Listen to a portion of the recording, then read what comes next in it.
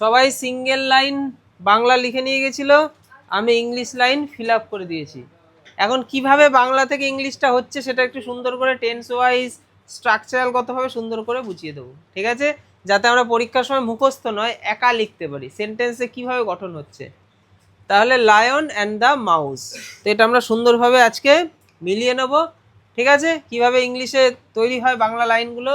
আচ্ছা, দুটো করে লাইন ফাঁকা রাখতে বলা হয়েছিল, ঠিক আছে? নিজেরটা থাকবে এবং নিজেরটা যদি ভুল হয় সেটা কেটে দেবে। আমি এখন যেটা ঠিক বলছি সেটা সবাই লিখে নেবে। তোমরা যারা ক্লাস করছো আশা করি নিজের আগে চেষ্টা করেছো, বাংলা লাইন দেখে ইংলিশটাকে চেষ্টা করো, তারপরে আজকের ক্লাসে আসো। তুমি যদি চেষ্টা না করে শুধু ক্লাসে রানিং ঢুকে যাও তাহলে কোনো লাভ নেই। বাংলাটা নিয়ে আগে চেষ্টা করে তারপর ক্লাসে আসতে হবে। আচ্ছা, একটি সিংহ ঘুমাচ্ছিল, সিম্পল একটা লাইন, এটার মধ্যে কোনো জটিলতা নেই। পারবো না?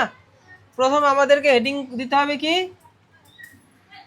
আমাদের হেডিংটা the lion and the mouse, এরকমভাবে একটা হেডিং করে দিলাম, ঠিক আছে? যেহেতু সিংহ আর কি ইঁদুরের গল্প, ঠিক আছে?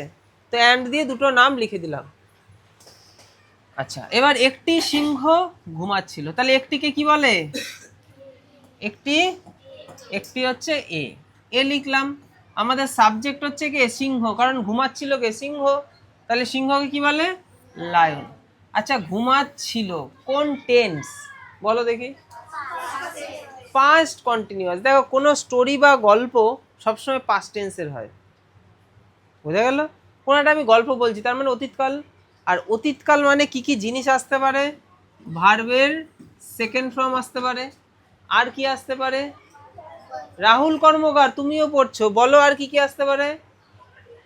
কি কি আসতে পারে? আর পাস্ট টেন্সে ওয়াজ ওয়ার আসতে পারে, তাই তো? দেখা গেল মেন কোনো ভার্ব নেই, সিঙ্গেল একটা ভার্বই প্রয়োজন, সেখানে ওয়াজ অথবা ওয়ার আসতে পারে, সিঙ্গুলার হলে ওয়াজ, প্লুরাল হলে ওয়ার। আচ্ছা, আর কি আসতে পারে? ওয়াজ ওয়ারের সাথে ভার্বের আইএনজি আসতে পারে। আর কি আসতে পারে? হ্যাড ভি3 আসতে পারে। এগুলো সব পাস্ট টেন্সের জিনিস তো, হ্যাঁ? ব্যাস, আমরা তো ভার্বের ফর্ম পড়া দিই, কনজুগেশন অফ ভার্ব, যেখানে ভার্বের 2 নম্বর ফর্মটাও পাস্ট টেন্স। তাহলে প্রেজেন্ট টেন্সের কোনো জিনিস আমার লাগবে না, আমার এম ইজ আর ভার্বের আইএনজি লাগবে না, আমার শ্যাল উইল বি ভার্বের আইএনজি, শ্যাল উইল ভার্বের ফার্স্ট ফর্ম, এসব কিচ্ছু লাগবে না, ঠিক আছে? তাহলে কি কি লাগবে আমরা বুঝে গেছি। তাহলে পাস্ট কন্টিনিউয়াস মানে অতীতে সে কন্টিনিউ করছিল, লায়ন যেহেতু সিঙ্গুলার তাই ওয়াজ, তারপর ভার্বের আইএনজি। মেন ভার্ব হচ্ছে কি ঘুমানো, ঘুমানোকে কি বলে? স্লিপ, স্লিপের সাথে আইএনজি যুক্ত করে হয়ে গেল স্লিপিং। সবাই এই লাইনটা বুঝেছি? এবার এই লাইনটা মুখস্থ করে আমরা গেলে কিন্তু হেরে গেলাম, মুখস্থ নয়, আমরা বুঝলাম, নিচে থেকে লিখবো। আচ্ছা, তারপরে দেখো প্রত্যেকটা লাইনে তুমি প্রথমে খুঁজবে সাবজেক্ট, তারপর খুঁজবে ভার্ব। আচ্ছা, এই লাইনে সাবজেক্টকে দেখো, একটি ইঁদুর তার গায়ের ওপর খেলা করতে শুরু করলো, তাহলে সাবজেক্টকে একটি, তাহলে একটি ইঁদুর হচ্ছে সাবজেক্ট, তাহলে একটি ইঁদুরকে কি লিখবো? এ মাউস। এ তো লিখবো, এম যেহেতু কনসোনেন্ট। কিভাবে তৈরি হয়েছে আমি সেটা বোঝাচ্ছি, সবাই এটার দিকে ফোকাস করো, তাহলে নিজে থেকে লিখতে পারবে। আচ্ছা, একটি ইঁদুর। এবার ভার্ব খোঁজে, তো বাংলা লাইনটার মধ্যে ভার্ব কোথায়? শুরু করা। তোমরা মেনলি দেখতে পাবে প্রথম দিকে সাবজেক্ট পাবে, শেষের দিকে ভার্ব পাবে। যদি কখনো আমরা বুঝতে না পারি ভার্ব কোথায় ভার্ব কোথায়, দেখতে পাবে বেশিরভাগ ক্ষেত্রে এটা হয়। তাহলে ভার্ব হচ্ছে শুরু করা, শুরু করাকে কি বলে? স্টার্ট। স্টার্ট তো লিখবো না, পাস্ট টেন্স, তাহলে কি লিখবো? স্টার্টেড। তাহলে শুরু করেছিল। আচ্ছা, কি শুরু করলো বা কি এখানে শুরু করলো মানে অতীতের কথাই বলা হচ্ছে, সে শুরু করেছিল। কি শুরু করেছিল? খেলা শুরু করেছিল, খেলা করতে। এই যে খেলা করতে, ভার্বের শেষে তয়কারে তে থাকলে টু প্লাস ভি1 দিয়ে করা যায়, অথবা এখানে টু প্লাস ভি1 দিয়ে ইনফিনিটিভ করব না, এখানে খেলা করতেকে আমরা প্লেয়িং ওয়ার্ডটা ইউজ করব। প্লেয়িং, রানিং, কারণ এই ইঁদুরটা নিজেই তো খেলছে, তাহলে তারই রানিং কাজ। ডাইরেক্ট কি লিখবো? প্লেয়িং। এখানে কিন্তু এই প্লেয়িং এর আগে কোনো ওয়াজ ওয়ার বসবে না। কেন বসবে না? কারণ আমরা একটা ভার্বের সেকেন্ড ফর্ম বসিয়ে দিয়েছি, একটা ভার্বের পর যখন আবার আর একটা ভার্ব আসবে, সেই ভার্বের পরে কিন্তু অ্যামিজার ভার্বের আইএনজি বা ওয়াজ ওয়ার ভার্বের আইএনজি সব বসবে না, তখন রানিং কাজ, বুঝতে পারছি, তাহলে প্লেয়িং। আচ্ছা, এবার দেখো ওপর, আমরা সাবজেক্ট খোঁজার পর ভার্ব খোঁজার পর শেষের থেকে প্রথম দিকে আসবো। ওপর, ওপরকে কি বলে? অন। তার গায়ের, তাই তো, এখানে তার মানে এখানে ইঁদুরের জন্য আমরা কাকে আনবো? ইটস আনবো, ইটস। আর গাকে কি বলে? বডি। হয়ে গেল, a mouse started playing on its body. তারপর দেখো সিংহটি জেগে উঠলো, তাহলে এটা একটা আলাদা পার্ট, এবং ইঁদুরটি ধরে ফেললো, এটা একটা আলাদা পার্ট, দুটো আলাদা আলাদা ট্রান্সলেশন হবে। তাহলে প্রথম পার্টে সাবজেক্টকে বলো দেখি, দা লায়ন। আচ্ছা, জেগে ওটাকে কি বলে? ওয়েক আপ, ওয়েক আপ, তাই তো? তাহলে জেগে উঠেছিল পাস্ট টেন্স তো, ওয়েকের পাস্ট ফর্ম হচ্ছে ওক, তাহলে ওক আপ, জেগে উঠলো। এবং কে কি লিখবো? অ্যান্ড। আচ্ছা, আবার এখানে আবার একটা সেন্টেন্স, এই সেন্টেন্সের সাবজেক্টকে ইঁদুর, এই সেন্টেন্সের সাবজেক্টকে সিংহ। আচ্ছা, তাহলে দেখো এখানে ইঁদুর কি সাবজেক্ট নাকি? ভুল বললাম তো আমি, ইঁদুরটিকে ধরে ফেললো, ইঁদুর তো কাউকে ধরেনি। এখানে দেখো সিংহটা নিজে উঠলো, তাহলে সিংহ এখানে সাবজেক্ট, সিংহ নিজে কাজ করছে। আর এখানে ইঁদুরটিকে ধরে ফেললো, ইঁদুরটি কোনো কাজ করলো নাকি? ইঁদুর এখানে অবজেক্ট, সাবজেক্ট নয়। ইঁদুর এখানে সাবজেক্ট নয়, মানে সে তো কোনো কাজ করেনি, তাকে এসে অন্য কেউ ধরে নিয়ে চলে গেল। তাহলে ইঁদুর কিন্তু এখানে সাবজেক্ট নয়, সাবজেক্ট নয়, তাহলে কি ইঁদুর? ইঁদুর হচ্ছে অবজেক্ট। তার মানে এই সেন্টেন্সের সাবজেক্টটাকে, এই সেন্টেন্সের সাবজেক্ট হচ্ছে সিংহ, সিংহটি ইঁদুরটিকে ধরে ফেললো। তাহলে সিংহ কথাটা তো আমি প্রথমে একবার ইউজ করেছি, আর ইউজ করব না। তাহলে সিংহর জন্য ভার্ব কি আনবো? ধরা, ধরাকে কি বলে? ক্যাচ, ক্যাচের পাস্ট ফর্ম কি হয়? কট, অ্যান্ড কট। কাকে ধরলো? ইঁদুরটিকে, ইঁদুরকে কি বলে? মাউস, নির্দিষ্ট একটা ইঁদুর, তাই দা মাউস। সেন্টেন্স গঠনটা বুঝলাম আমরা। তারপর দেখো, ইঁদুরটি ক্ষমার জন্য প্রার্থনা করলো এবং কোনো একদিন তাকে সাহায্য করার প্রতিশ্রুতি দিল, তাই তো? তাহলে কি করে করব? সাবজেক্ট খুঁজতে হবে। ইঁদুরটি ক্ষমার জন্য প্রার্থনা করলো, এটা একটা আলাদা অংশ তো, ভালো করে আমাকে অংশ চিহ্নিত করতে হবে, এটা আলাদা একটা অংশ তো। আচ্ছা, তাহলে এই অংশটাতে সাবজেক্ট কে? এই যে প্রার্থনা কে করলো? ইঁদুর করলো, তাহলে ইঁদুর হচ্ছে সাবজেক্ট, তাহলে ইঁদুরকে কি লিখবো? দা মাউস। তাহলে সাবজেক্ট পেয়ে গেছি, এবার কি লাগবে? ভার্ব। আমি বলছি না লাস্টের দিকেই মেনলি ভার্ব খুঁজে পাওয়া যায়। প্রার্থনা করা, এটা হচ্ছে ভার্ব। তাহলে প্রার্থনাকে কি বলে? বেগ, বেগ। তাহলে বেগের পাস্ট ফর্ম কি হয়? বেগড, কারণ এটা অতীতের ঘটনা তো, তাহলে প্রার্থনা করেছিল। আচ্ছা, তারপরে দেখো জন্য, জন্যকে কি বলে? ফর। আমি কি বললাম? লাস্টের থেকে প্রথম দিকে আসবে, সাবজেক্ট বসানোর পর ভার্ব বসানোর পর শেষ থেকে শুরুর দিকে। জন্যকে কি বলে? ফর। আর ক্ষমাকে কি বলে? ফরগিভনেস। হ্যাঁ হ্যাঁ, মার্সি লিখলেও হবে, ফরগিভনেস হলো। আচ্ছা, তারপর দেখো, আচ্ছা এবং, এবংকে কি লিখবো? অ্যান্ড হলো। আচ্ছা, এবার এইটুকু একটা আলাদা পার্ট, এই পার্টটা একটু ভালো করে পড়ি। এবং কোনো একদিন তাকে সাহায্য করার প্রতিশ্রুতি দিল, তাহলে কে দিল? এখানে সাবজেক্টটা কে? ইঁদুর, ইঁদুরই তো তাকে প্রতিশ্রুতি দিয়েছিল। আগেরটা যেমন সিংহ ইয়ে ছিল, এখানে প্রতিশ্রুতি বা প্রমিস কে করেছিল? ইঁদুর। প্রতিশ্রুতিকে ইংলিশে বলে প্রমিস, আই প্রমিস ইউ। তাহলে কে প্রমিস করলো? ইঁদুর। দেখো ইঁদুরকে তো আমি এখানে একবার ব্যবহার করেছি, আর করব? করব না, কারণ একটা সেন্টেন্সে দুবার সাবজেক্ট ভাল লাগে? রাজ ভাত খায় এবং রাজ শুধু ঘুমায়, ভাল লাগে না? রাজ ভাত খায় এবং ঘুমায়, তাই না? আচ্ছা, তাহলে অ্যান্ড। আচ্ছা, তাহলে সাবজেক্ট লাগবে না আমার, তাহলে ভার্ব লাগবে। ভার্বটা কি? প্রতিশ্রুতি। আমি বলছি না ভার্ব সবসময় শেষের দিকে পাবো বেশিরভাগ ক্ষেত্রে। প্রতিশ্রুতি দেওয়াকে ইংলিশে কি বলে? প্রমিস। কিন্তু এখানে তার পাস্ট ফর্ম লাগবে, যেহেতু অতীতের ঘটনা, কি লিখবো? প্রমিসড। আচ্ছা, প্রমিসড কি করেছিল? এবং আমরা এদিক থেকে শুরুর দিকে যাব, তাহলে সাহায্য, সাহায্য করার। তাহলে সাহায্য করারকে আমরা কি লিখবো? দেখো একটা ভার্ব তো বসিয়ে দিয়েছি, পরের ভার্বটা আমরা টু প্লাস ভার্বের ফার্স্ট ফর্ম বসাবো, ইনফিনিটিভ। মানে এটাকে যদি আমি ভালো করে লিখি, তাহলে সাহায্য করতে, তয়কারতে, ঠিক আছে? সাহায্য করতে, তাহলে টু হেল্প। কাকে? তাকে, তাকে, তাকে মানে এখানে কাকে বলা হচ্ছে বলো তো? সিংহকে। তাহলে তাকের জন্য আমরা এখানে কাকে আনবো? হিম, কারণ এখানে অবজেক্ট লাগবে, সাবজেক্ট নয়। যদি সাবজেক্ট লাগতো তাহলে হি লিখতাম, এখানে অবজেক্ট লাগবে, তাকে সাহায্য করতে হবে। আচ্ছা, তারপরে কি আছে? কোনো একদিন, এটাকে কি বলে? One day. তাহলে আমরা বুঝতে পারছি, হ্যাঁ? কি লিখেছি? বল বল বল। সামডে, ওয়ান ডে, এটা ওয়ান ডে করে দাও। ঠিক আছে, তাহলে আমরা একটা জিনিস বুঝতে পারছি কি সুন্দর লাস্টের থেকে প্রথম দিকে করা যায়। যার বোঝার ইচ্ছা নেই সে ঘর থেকে চলে যাবে। এদিকে মন দাও, দেখো সিংহটি হাসলো, সাবজেক্ট হচ্ছে কে সিংহ, তাহলে যেহেতু টি রয়েছে তার মানে নির্দিষ্ট করা হলো, তাহলে কি লিখবো দা লায়ন। আচ্ছা হাসা, লাফ, লাফ মানে হাসা, যেহেতু অতীতকাল পাস্ট টেন্স তাহলে কি হবে লাফট, তাহলে সিংহটি এসেছিল লাফট। আচ্ছা এবং, এবংকে কি লিখবো অ্যান্ড।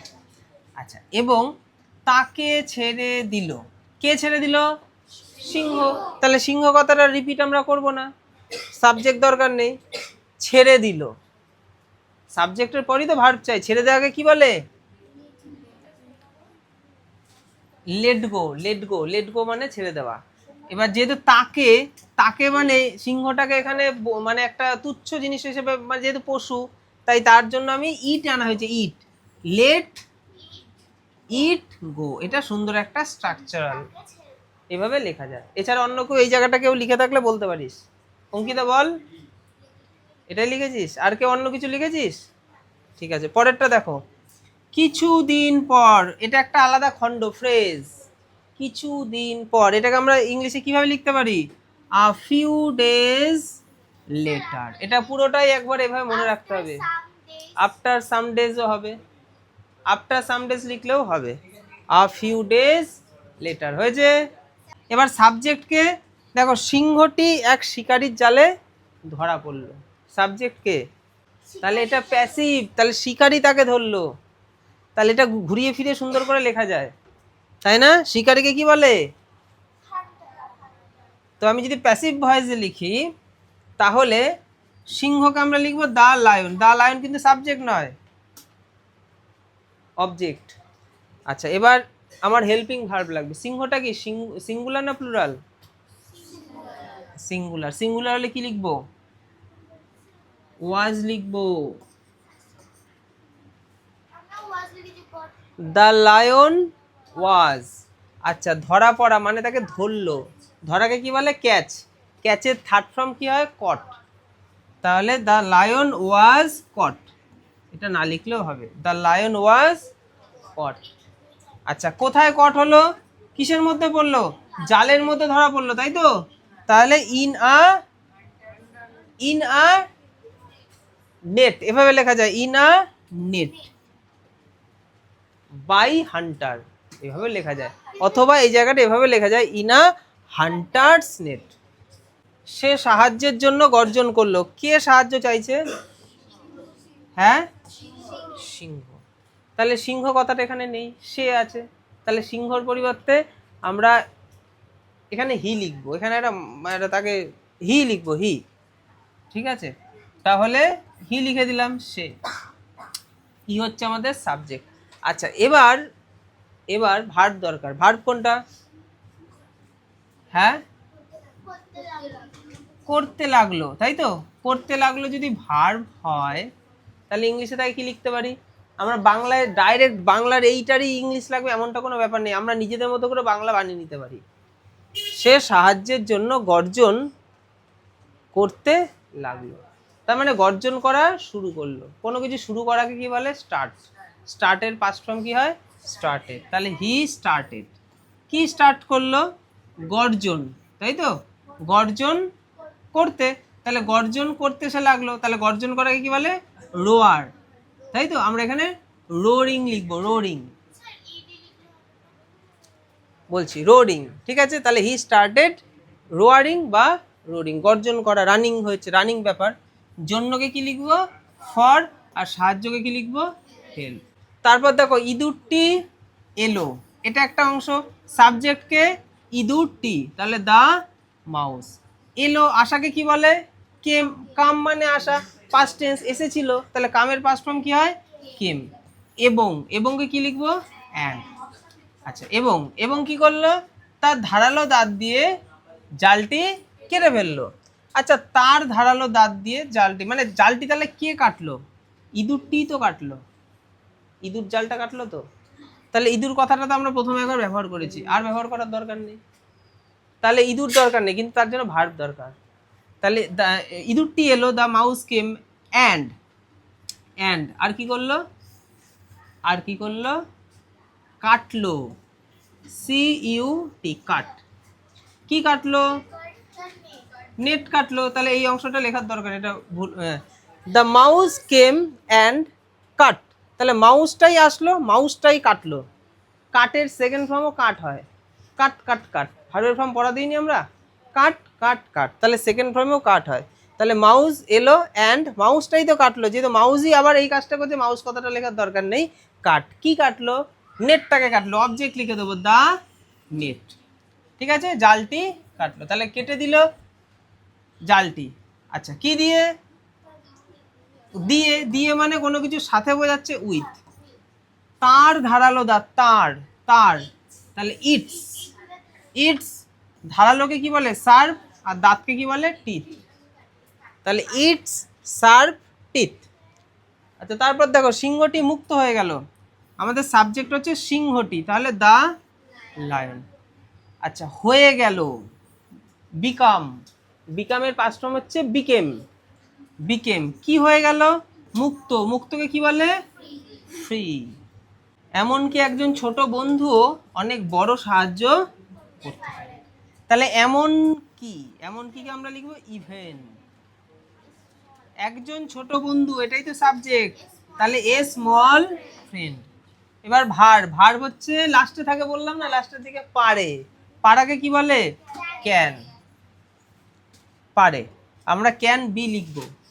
কি পারে, অনেক বড় সাহায্য করতে, তাহলে কি পারে, সাহায্য করতে, হেল্প, অফ গ্রেট হেল্প। এটা একটু সুন্দর করে সেন্টেন্সটা বানানো হয়েছে যে even a small friend can be of great help. তো হয়ে গেল আমাদের পুরোটা। এবার দেখো, তাহলে পরীক্ষার সময় আমাকে যদি এরকম একটা গল্প লিখতে দেয়, আমার ওপরে কি থাকবে, ওপরে কিছু হিন্টস থাকবে, বোঝা গেল। তারপর তোমাকে লিখতে হবে। তুমি কি তখন একটা করে বাংলা লাইন লিখবে, তার নিচে ইংলিশ লাইন লিখবে? তখন তুমি ডাইরেক্ট ইংলিশে লিখবে, তখন তুমি বাংলা লাইনটা মাথায় ভাববে, এবং আমি যেভাবে বোঝালাম সেভাবে সাবজেক্ট খুঁজবে, ভার্ব খুঁজবে, দিয়ে আস্তে আস্তে বসাতে বসাতে করবে, বোঝা গেল। রাইটিং পরীক্ষার সময় কিছুটা নিজে থেকে মানে কিছুটা মনের মুখস্থ করতে হবে, আর কিছুটা নিজে থেকে লেখার দক্ষতা, দুটোর মিশ্রণে রাইটিং ভালো হয়। মানে যে বাড়িতে একটুও পড়েনি, ওটা সম্বন্ধে কিছুই জানে না, সে লিখতেই পারবে না, তার মধ্যে যতই লেখার ক্ষমতা থাকুক। আবার কেউ, কারোর মধ্যে মুখস্থ বিদ্যা অনেক বেশি, কিন্তু লিখতে জানে না, সেও পারবে না, কারণ সে দেখা গেলো মুখস্থ করে গেলে ওটা আসলোই না। তাহলে দুটোর সংমিশ্রণ, আমাকে একটু এই সিংহ এটার গল্পটা একটুখানি আমাদের একটু বাড়িতে পড়তে হবে, আর নিজে থেকে লেখার ক্ষমতা চাই, তাহলে পুরো নির্ভুল হবে। তাহলে পরীক্ষার সময় আমরা যখন লিখবো ঠিক এইরকমভাবে লিখবো, ঠিক আছে, এরকমভাবে পুরো একটা তৈরি হয়ে গেল। তাহলে আমরা খণ্ড খণ্ড খণ্ড করলাম, দিয়ে টোটালি একটা সুন্দর হয়ে তৈরি হয়ে গেল। পুরোটা লিখতে পারলে পুরোতে পুরো নাম্বার পাবা। তো আজকের ক্লাস এখানেই, তোমাদের কোনো সমস্যা থাকলে জানিও, পরের দিন যেটা হবে সেটারও তোমাদেরকে প্র্যাকটিস সেটাকে দেওয়া হবে, নিজেরা চেষ্টা করবে, তারপর ক্লাসে আসবে, ঠিক আছে। আজকের ক্লাস এখানেই।